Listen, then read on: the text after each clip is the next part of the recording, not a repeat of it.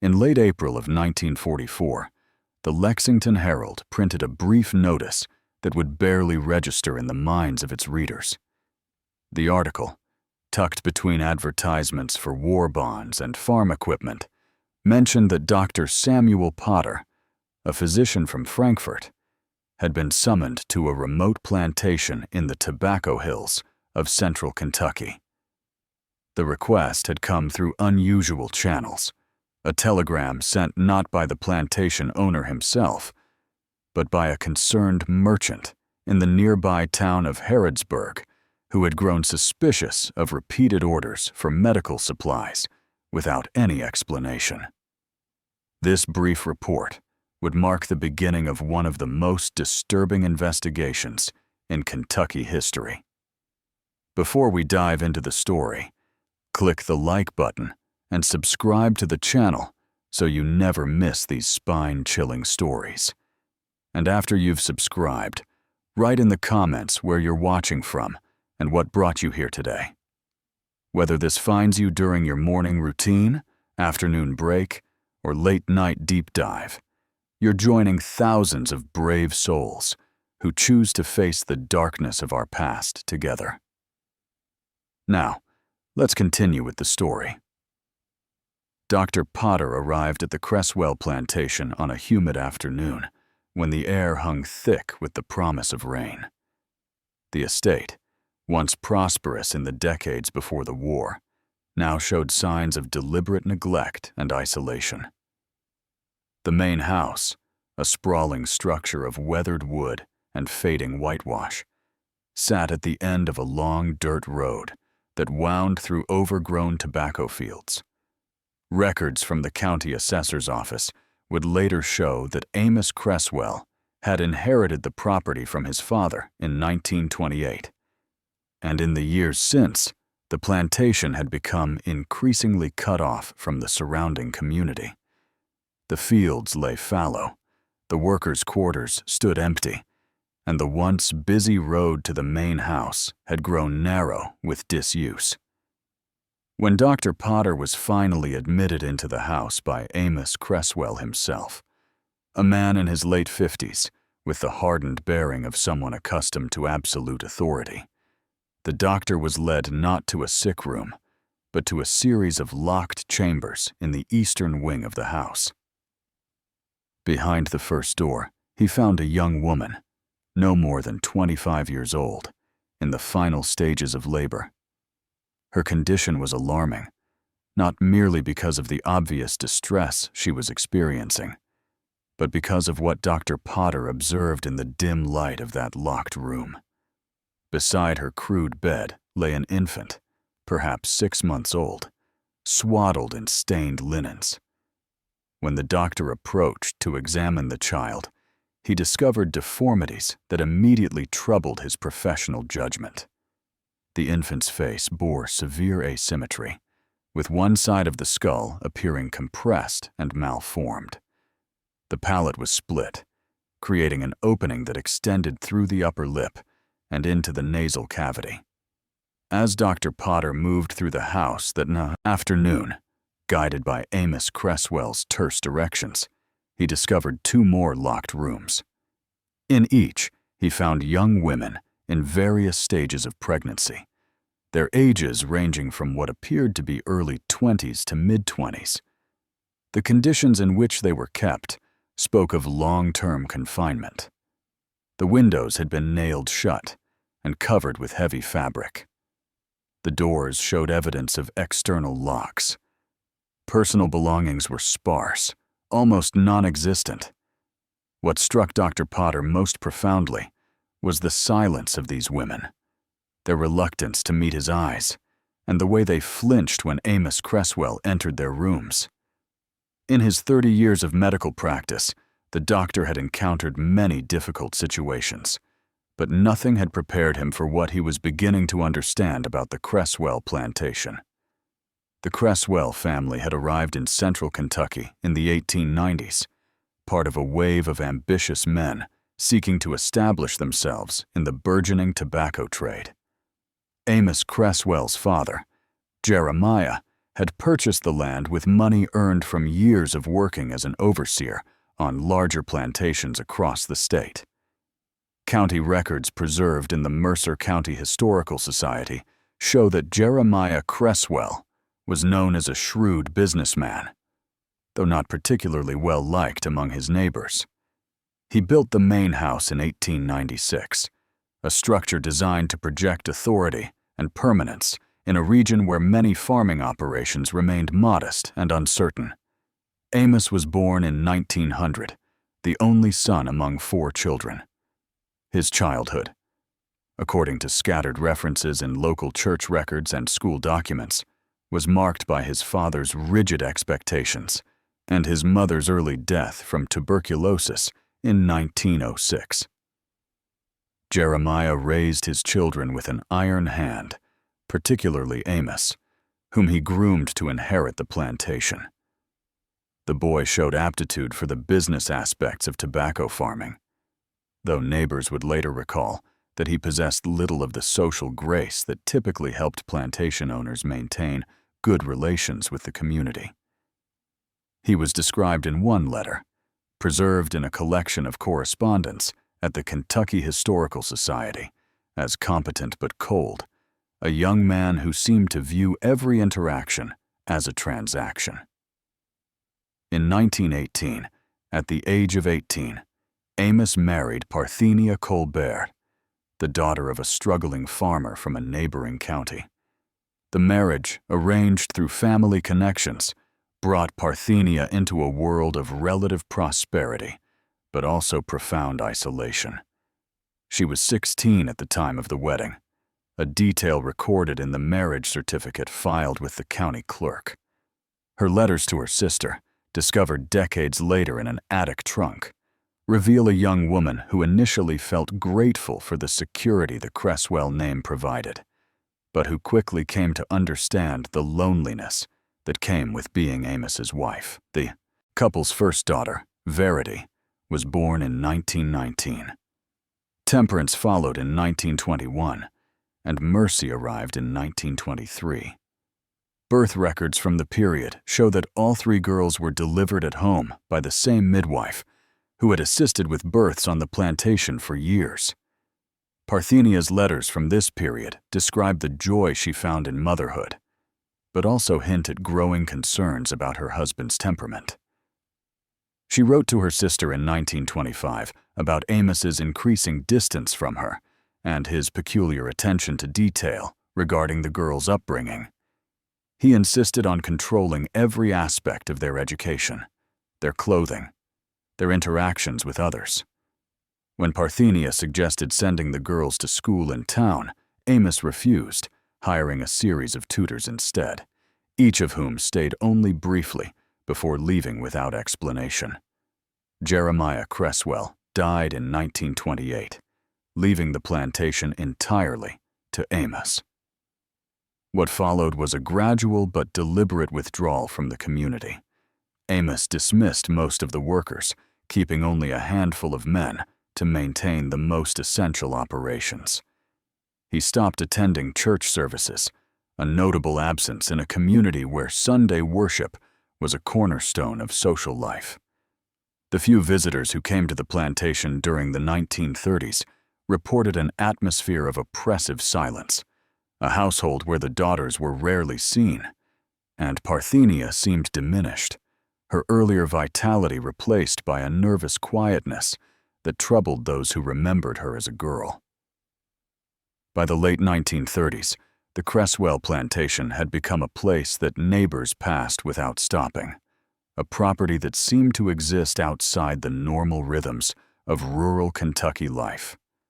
Parthenia Colbert Cresswell kept a diary from the time she was 12 years old, a habit instilled by her mother, who believed that a woman's thoughts deserved preservation, even if the world around her dismissed them. The diary, a series of cloth-bound journals spanning more than 2 decades, was discovered in 1944 beneath a loose floorboard in what had been Parthenia's sewing room. The entries from her early married years reveal a woman trying to find contentment in her circumstances, documenting small domestic victories and the milestones of her daughters' childhoods. But the tone shifts dramatically beginning in 1938, when Verity turned 19 and began to mature into womanhood. The first troubling entry appears in March of 1938. Parthenia wrote about finding Amos in Verity's room late one evening, long after the girl had gone to sleep. When she questioned him about it, he claimed he had been checking to ensure the window was properly latched against the cold. The explanation seemed plausible enough, but Parthenia noted that she found it strange he would perform such a task at nearly midnight. Over the following weeks, she documented similar incidents. Amos would find reasons to be alone with Verity, asking her to help him with paperwork in his study, or requesting her assistance with tasks that Parthenia felt were inappropriate for a daughter to perform for her father. By the summer of that year, Parthenia's concerns had grown into something approaching dread. She wrote of observing Amos watching his daughters with an intensity that disturbed her, particularly when they were unaware of his attention. She noted that he had begun insisting the girls wear specific clothing. Dresses he selected himself that Parthenia felt were too mature and revealing for young women living in the isolation of a rural plantation. When she objected, Amos's response was cold and absolute. He reminded her that he provided everything for the family, that his judgment in all matters was final, and that she would do well to remember her place. In September of 1938, Parthenia made her first attempt to send Verity away. She wrote to her sister, asking if Verity might come to stay for an extended visit, perhaps to help with her sister's growing family. The letter, preserved among the sister's papers, reveals Parthenia's careful phrasing, her attempt to request help without stating outright what she feared. Amos discovered the correspondence before it could be sent. The diary entry that follows describes a confrontation that left Parthenia shaken. Amos did not raise his voice or strike her, but his words carried a threat that needed no physical violence to reinforce it. He told her that the girls would never leave the plantation, that they belonged to him as surely as the land and the house, and that any further attempts to separate his family would be met with consequences she would regret. The entries from 1939 paint a picture of a woman trapped between maternal instinct and fear for her own safety. Parthenia documented instances that, while never explicitly described, suggest Amos's behavior toward the girls was crossing boundaries that no father should breach. She wrote of finding Verity crying in her room, of the girl's reluctance to be alone with her father, of the way all three daughters had grown silent and withdrawn. In one particularly anguished entry from July of 1939, Parthenia wrote that she had confronted Amos directly, accusing him of having improper intentions toward their daughters. His response terrified her. He smiled, she wrote, a cold expression that never reached his eyes, and asked her what she imagined she could do about her suspicions. Who would believe her accusations against a respected property owner? What proof did she possess? The final entries from early 1940 reveal a woman who had resigned herself to a horrifying reality, but was still searching desperately for a way to protect her daughters. She wrote of feeling ill, of persistent stomach pains and episodes of weakness that she attributed to the stress of her situation. In one of her last entries, dated September of 1940, just weeks before her death, Parthenia wrote that she intended to visit the county clerk's office in town to leave a record of her fears in case something should happen to her. On the morning of October 15, 1940, Parthenia Cresswell was found dead in her bed by her daughter Temperance. The official record, filed with the Mercer County Coroner's Office, lists the cause of death as heart failure, a conclusion reached after only the most cursory examination. Dr. Edwin Marsh, the county coroner at the time, had been practicing medicine for nearly 40 years, and his approach to death certificates reflected the attitudes of rural Kentucky in that era. When a woman of 44 died in her sleep with no obvious signs of violence, and when her husband reported that she had been complaining of feeling unwell for several months, heart failure seemed a reasonable enough explanation. The funeral was held 3 days later at the small Methodist church that the Cresswell family had once attended regularly. Attendance was sparse, a reflection of how thoroughly Amos had isolated his family from the community over the preceding years. The minister who presided over the service, Reverend Thomas Blackwell, noted in his personal journal that the daughters appeared strangely subdued, even for young women grieving their mother. They stood together during the service, dressed in identical black dresses that appeared to have been made from the same bolt of fabric, their eyes fixed on the ground. Amos remained composed throughout, accepting condolences with brief nods and few words. What drew little attention at the time, but would later become significant, was the speed with which Parthenia was buried. Most families in the region observed a period of viewing, allowing friends and more distant relatives time to pay their respects. Amos declined all offers to host visitors at the plantation, insisting that his wife be laid to rest with minimal ceremony. She was interred in the family cemetery on the plantation grounds, a small plot surrounded by an iron fence where Amos's parents and grandparents had been buried. The grave was marked with a simple stone bearing her name and the dates of her birth and death. In the weeks following Parthenia's funeral, several members of the community made attempts to call on the Cresswell daughters, a customary gesture of support for a family in mourning. Each visitor was turned away at the door by Amos, who explained that his daughters were too distraught to receive company. Mrs. Helen Pritchard, a neighbor who had known Parthenia since her marriage to Amos, arrived one afternoon with a basket of preserves and bread. She later told the county sheriff that Amos had accepted the basket, but refused to let her enter the house. Through a window, she glimpsed one of the daughters, though she could not determine which one. Standing in the hallway, the young woman appeared to be watching the exchange, her face pale and expression unreadable. The county clerk's office received an unusual visitor in late October of 1940. Amos Cresswell appeared to file paperwork related to his wife's estate, a routine matter that nonetheless struck the clerk, a man named Robert Finch, as oddly rushed. Finch, who maintained meticulous records and had a memory for detail that would later prove valuable, recalled that Amos seemed particularly interested in ensuring that all of Parthenia's personal effects were legally transferred to his sole possession. When Finch asked if the daughters might inherit any of their mother's belongings, Amos responded that everything in the household belonged to him, and that his daughters had no need of separate property. What no one knew at the time was that Parthenia had indeed visited the county clerk's office several weeks before her death. She had come alone, a rare occurrence given Amos's habit of accompanying her on the infrequent occasions when she traveled to town.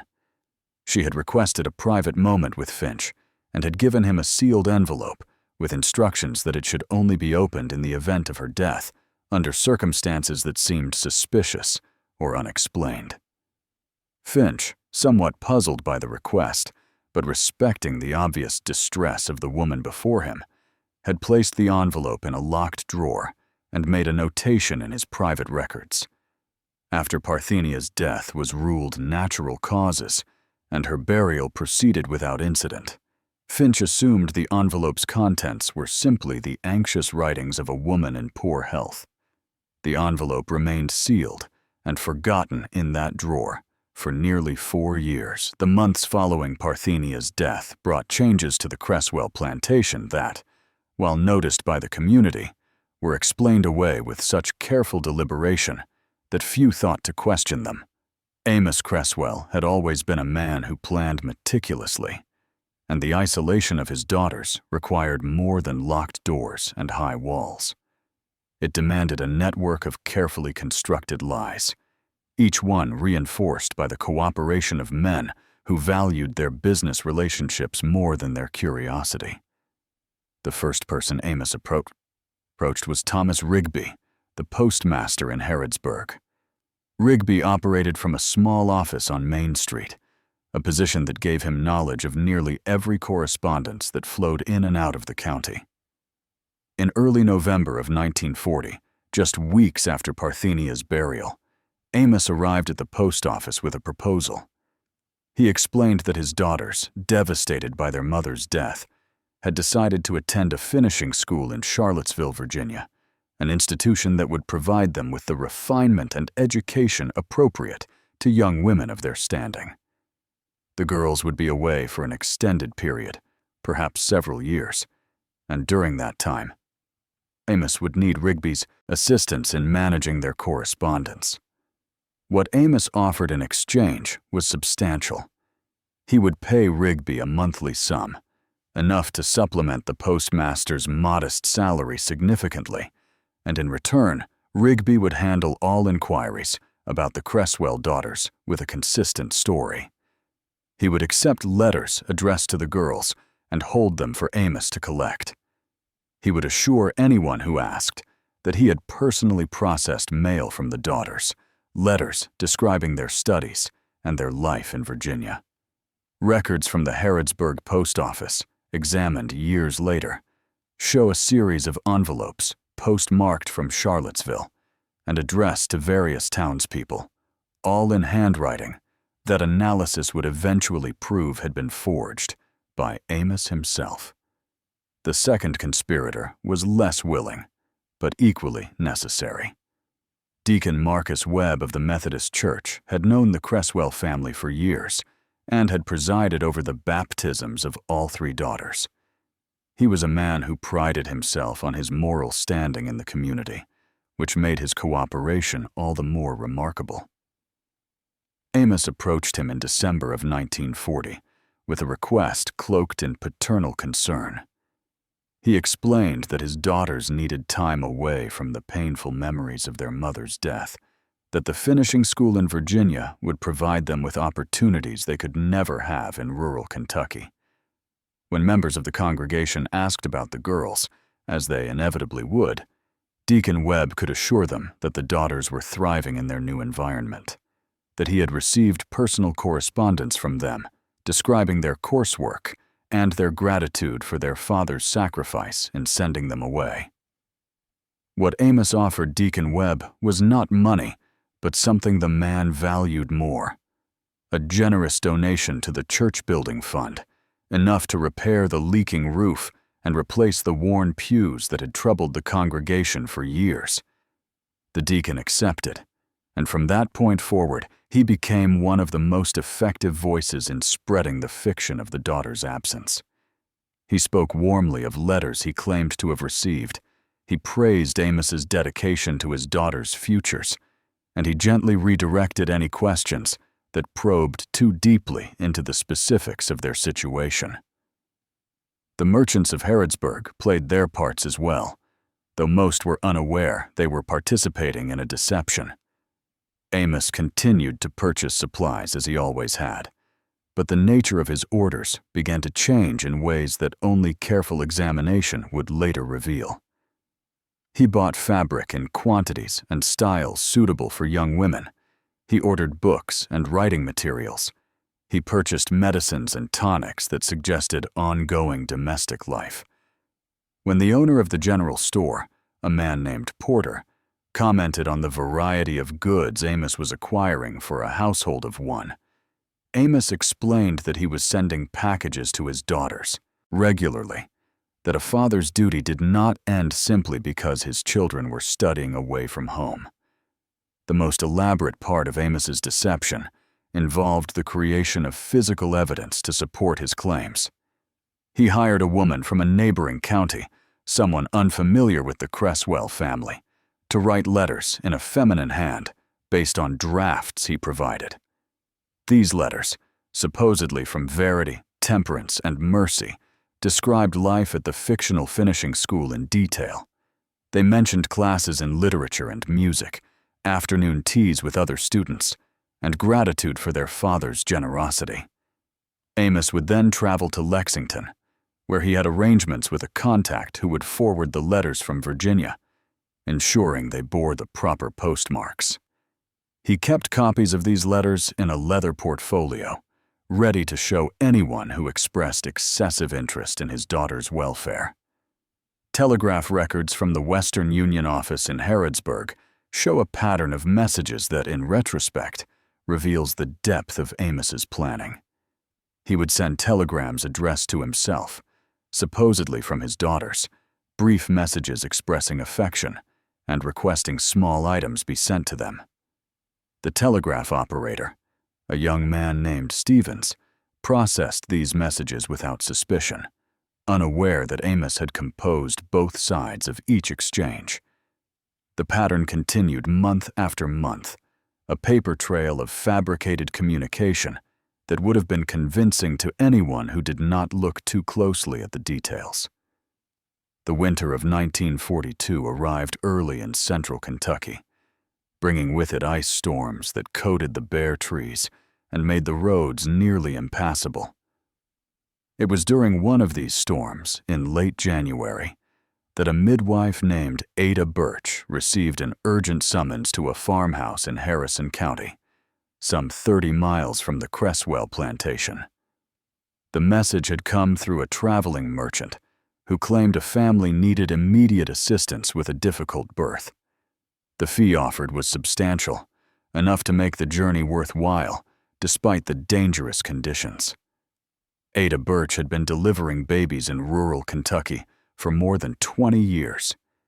She had learned the trade from her mother and grandmother before her, and she prided herself on having seen nearly every complication that could arise during childbirth. But what she encountered at that isolated farmhouse would trouble her for the rest of her life. The woman in labor was young, perhaps 22 or 23, and she was attended by an older man who identified himself only as her uncle. The birth itself was difficult, but not unusual, and Ada performed her duties with the professional competence that had earned her reputation throughout the region. What disturbed Ada was the infant itself. The child, a girl, was born with abnormalities that Ada recognized immediately as severe. The skull was misshapen, compressed on one side in a way that suggested problems with the bone structure. The spine curved unnaturally, creating a hump at the base of the neck. One leg was visibly shorter than the other, and the feet were twisted inward at angles that would make walking impossible without intervention. But most troubling were the facial deformities. The palate was completely cleft, extending through the upper lip and into the nasal cavity. The eyes were set at slightly different levels, giving the child's face an unsettling asymmetry. Ada had delivered children with birth defects before, but never had she seen so many abnormalities in a single infant. She began to ask questions about the mother's health during pregnancy, about any family history of similar conditions, about anything that might explain what she was witnessing. The older man cut her questions short. He paid her the agreed-upon fee, added an additional sum that was far more than necessary, and told her that her services were no longer required. When Ada protested that the infant needed immediate medical attention, that such severe deformities required assessment by a physician, the man's demeanor changed. He reminded her that she had been paid generously for her discretion, and that certain families valued their privacy above all else. The birth certificate filed with Harrison County several weeks later listed the child as Emma Whitfield, born to John and Sarah Whitfield, residents of a rural address that later investigation would reveal belonged to a property Amos Cresswell had purchased under an assumed name in 1941. The certificate made no mention of any birth defects or abnormalities. Ada Birch, who should have been listed as the attending midwife, was not named on the document. Instead, it bore the signature of a physician Ada had never heard of, a name that would later prove to be entirely fictitious. Ada tried to put the incident out of her mind, but the memory of that deformed infant haunted her. She mentioned it to her husband, a farmer who had little interest in the details of her profession, and he advised her to forget about it. The family had paid her well for her silence, he reasoned, and whatever situation had led to that birth was none of their concern. But Ada could not shake the feeling that something deeply wrong had occurred, that the abnormalities she had witnessed were not merely the result of unfortunate genetics, but of something far more troubling. In the spring of 1942, Ada heard rumors through the network of midwives and rural physicians who occasionally gathered to share knowledge and experiences. Another midwife, a woman named Sarah Cobb, who practiced in Woodford County, mentioned being called to attend a birth under circumstances that struck her as suspicious.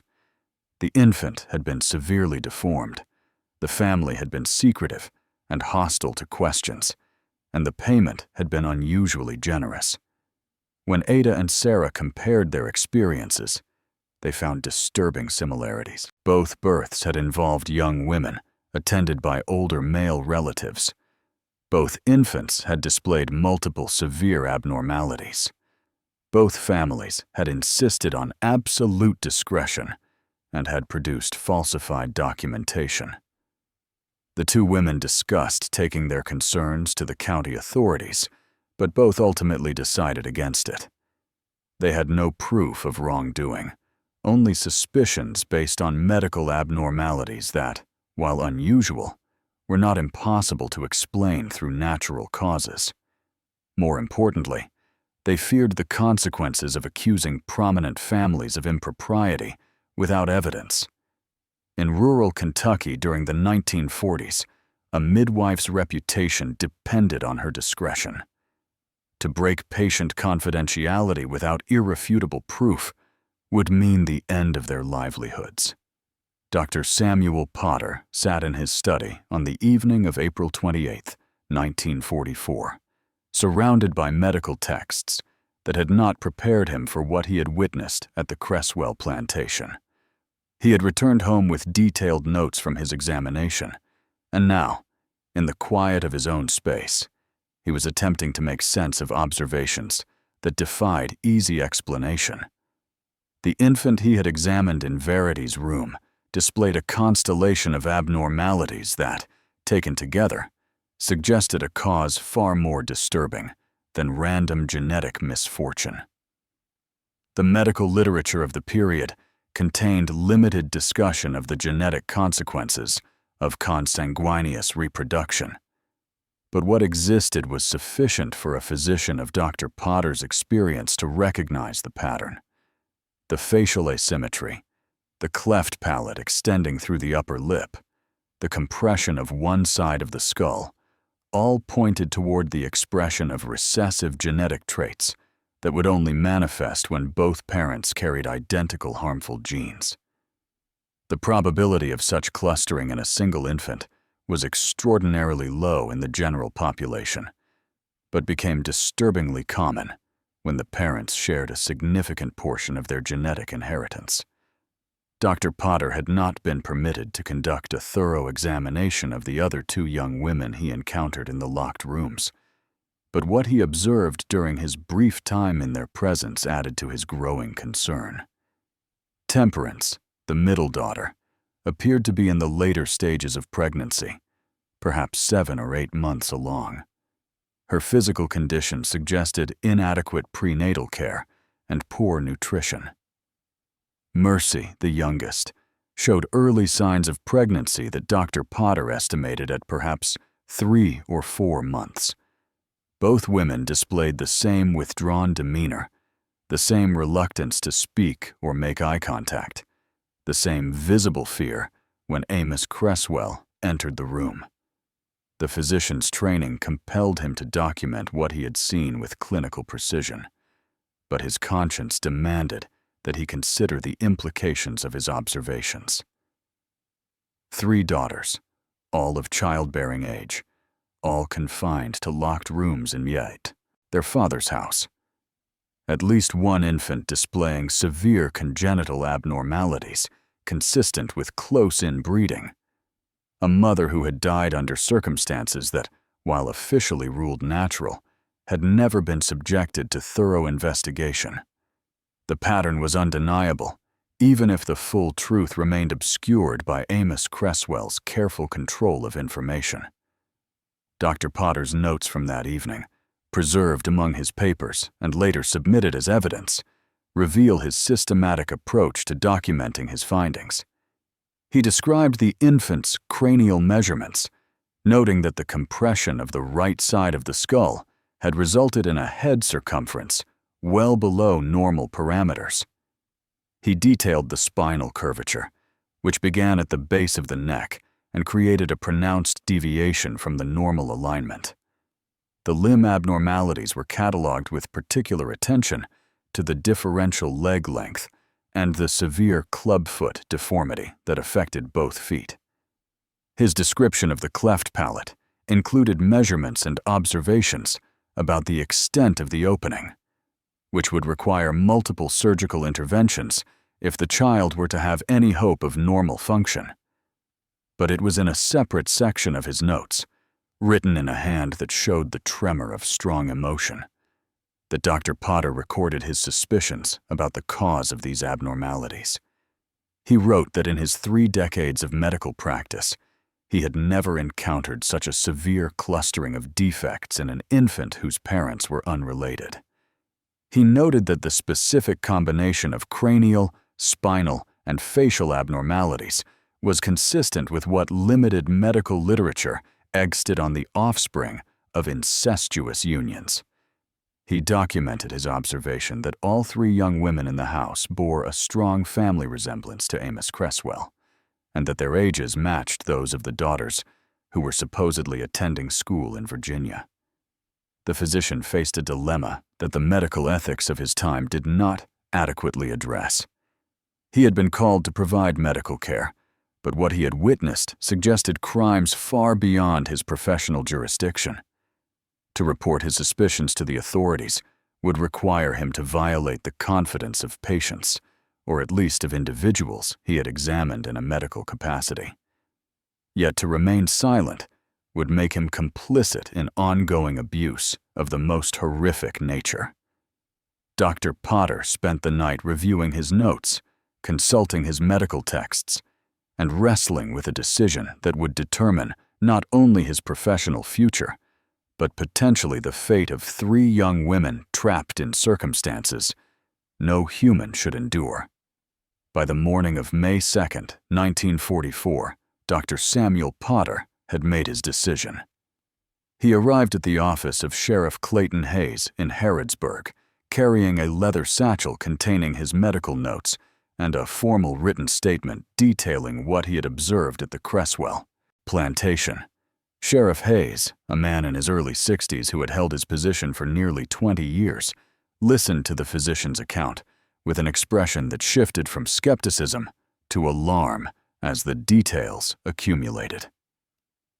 The sheriff had known Amos Cresswell for decades, had accepted without question the story of the daughters attending school in Virginia, had even spoken approvingly of the man's dedication to providing his children with opportunities beyond what rural Kentucky could offer. Now, faced with Dr. Potter's clinical documentation and professional testimony, Hayes found himself confronting the possibility that he and the entire community had been deceived by a man whose crimes exceeded anything the county had encountered in living memory. What followed was a careful process of verification before any action could be taken. Sheriff Hayes contacted the postmaster, Thomas Rigby, and requested records of all correspondence involving the Cresswell daughters over the past 3 years. Rigby's initial resistance crumbled when faced with the sheriff's direct questions about the source of the letters supposedly sent from Virginia. Under pressure, The postmaster admitted that he had never actually seen the daughters write any correspondence, that all the letters had been delivered to him by Amos Cresswell, already sealed and addressed, and that the monthly payments he received from Cresswell had been compensation for handling these letters, without question. The telegraph records proved equally damning. When Sheriff Hayes examined the message logs at the Western Union office, he discovered that every telegram supposedly sent by the daughters had been composed and paid for by Amos Cresswell himself. The young operator, confronted with this pattern, admitted that he had found it odd at the time, but had assumed there was some reasonable explanation he was not privy to. The deacon at the Methodist church, when questioned about the letters he claimed to have received from the daughters, eventually confessed that he had never actually possessed such correspondence, that his assurances to the congregation had been based entirely on what Amos had told him, and on his desire to believe that his substantial donation to the church building fund had come from honorable sources. On May 5th, Sheriff Hayes assembled a small group of deputies and traveled to the Cresswell plantation with a warrant to search the premises and interview the occupants. Amos Cresswell met them at the door with the same cold composure he had shown Dr. Potter days earlier. He denied any wrongdoing, insisted that his daughters were indeed in Virginia, and that the women in his house were distant relatives who had come to him for assistance during difficult pregnancies.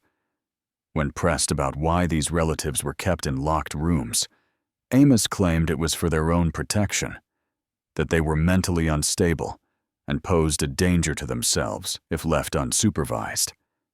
The sheriff ignored these explanations and proceeded with a systematic search of the house. In addition to the 3 young women Dr. Potter had already documented, the deputies discovered evidence of 2 other infants on the property. One was the severely deformed child that had been in Verity's room, now barely clinging to life, despite being nearly 6 months old. The infant's condition had deteriorated significantly since Dr. Potter's examination, and it was clear that without immediate medical intervention, the child would not survive much longer.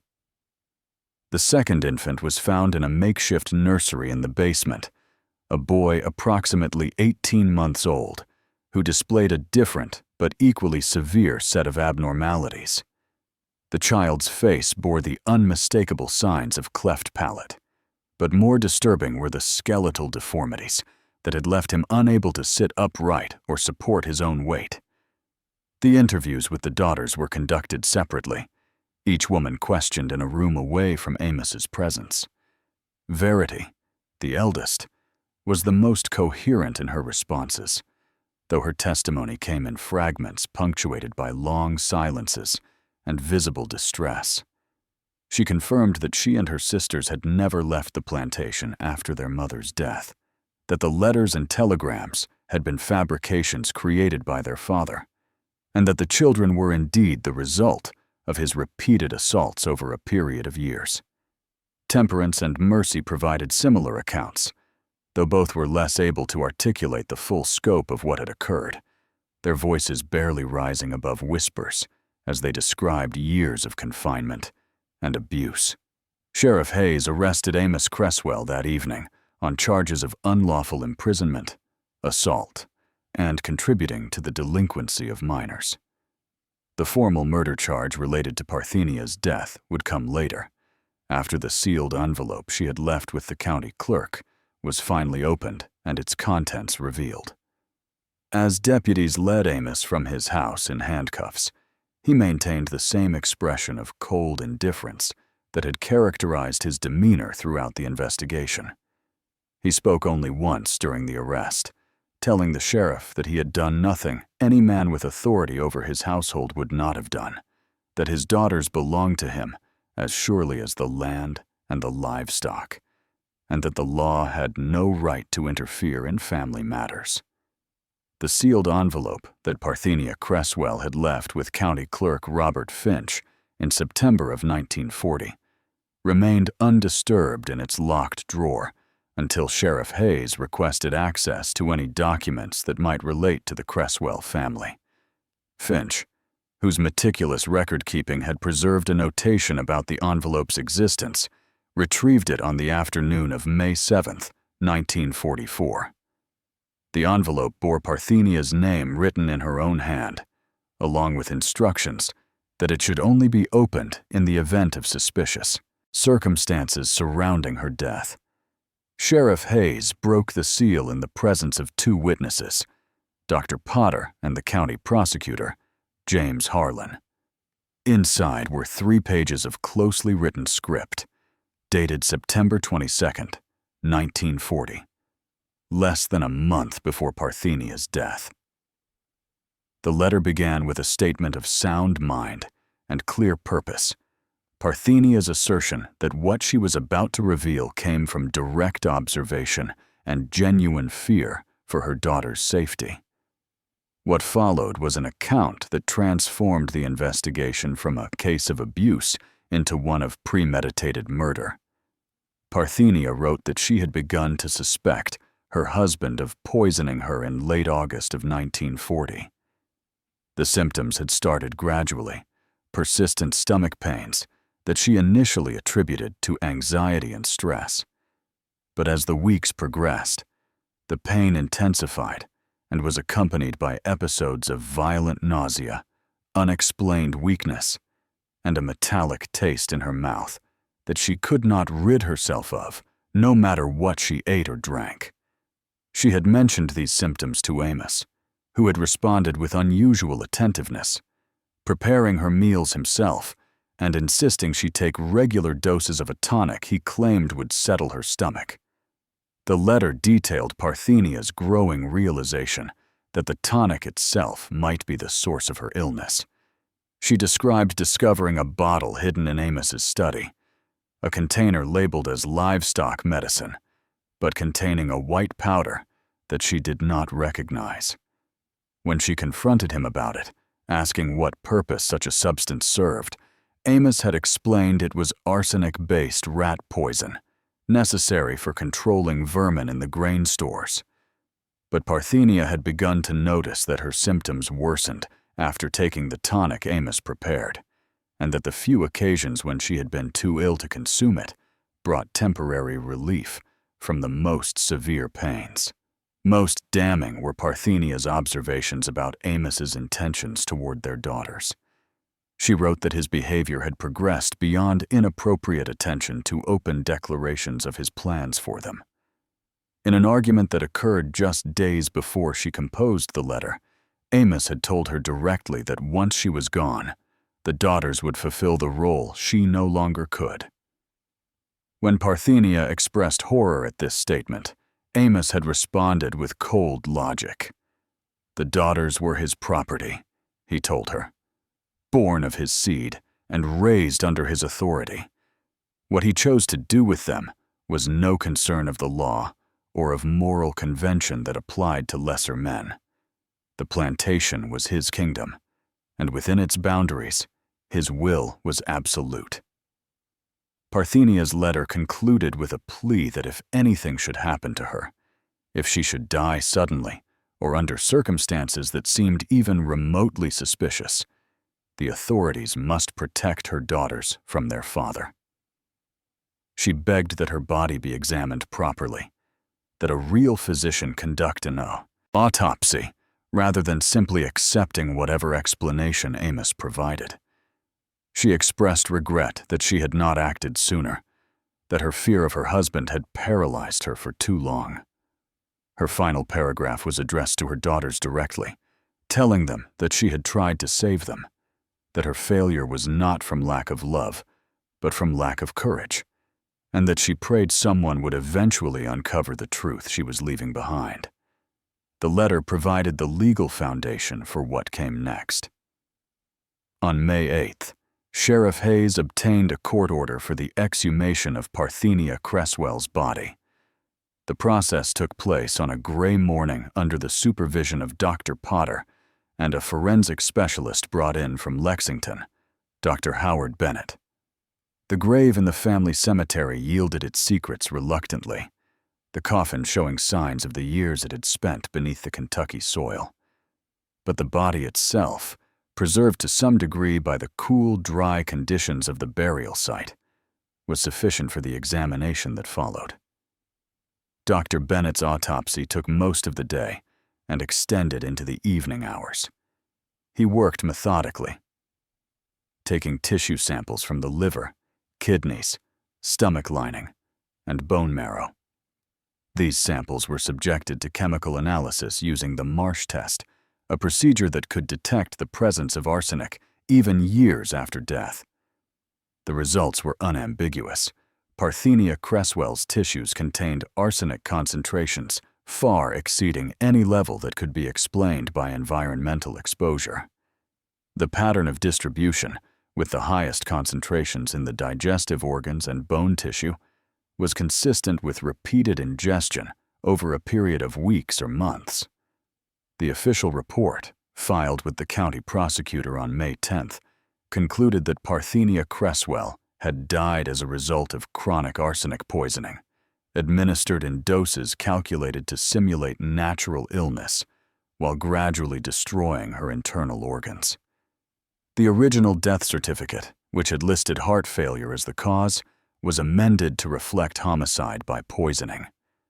The charge of murder was formally added to the case against Amos Cresswell, and the prosecutor began preparing for what would become one of the most closely watched trials in Kentucky history. The trial of Amos Cresswell began on July 10, 1944, in the Circuit Court of Mercer County. The courthouse, a brick building that had stood since the 1870s, had never seen such crowds. People traveled from across the state to witness proceedings that newspapers were calling the most disturbing criminal case in Kentucky history.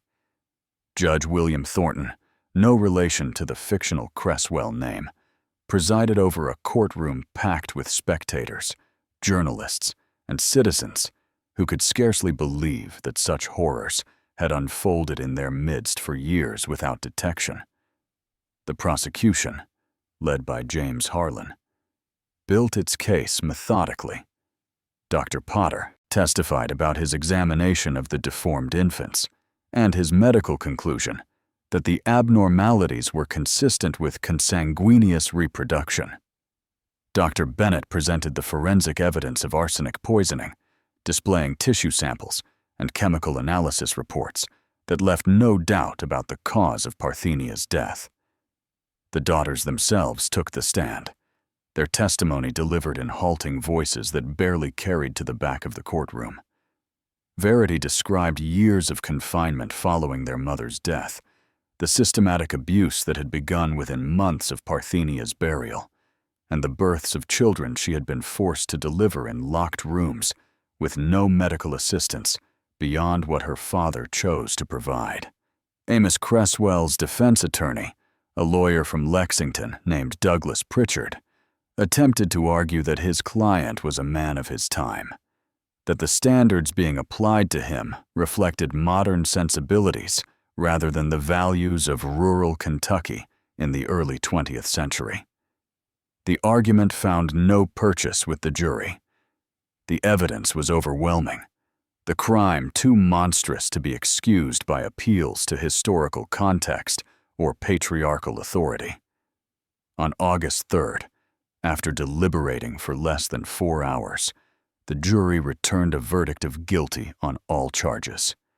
Murder in the first degree for the death of Parthenia Cresswell, 3 counts of rape, 3 counts of incest, and multiple counts of child endangerment related to the infants born of his assaults on his daughters.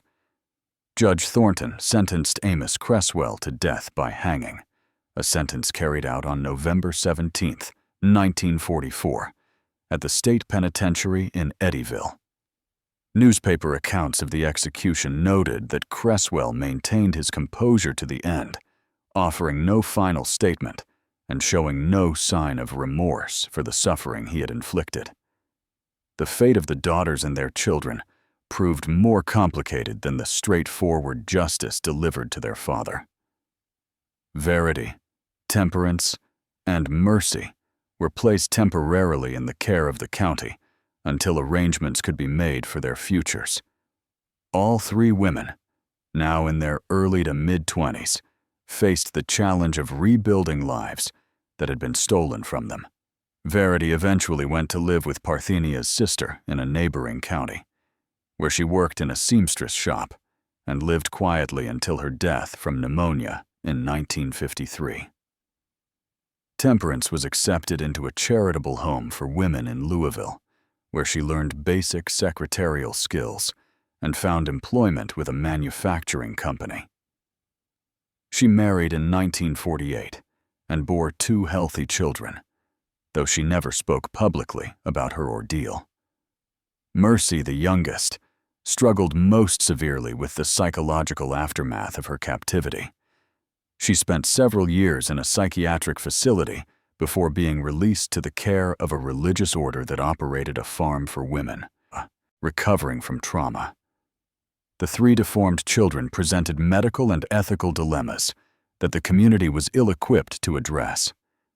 The infant girl that Dr. Potter had first examined died in June of 1944, her multiple abnormalities proving incompatible with life despite the best efforts of physicians at the county hospital.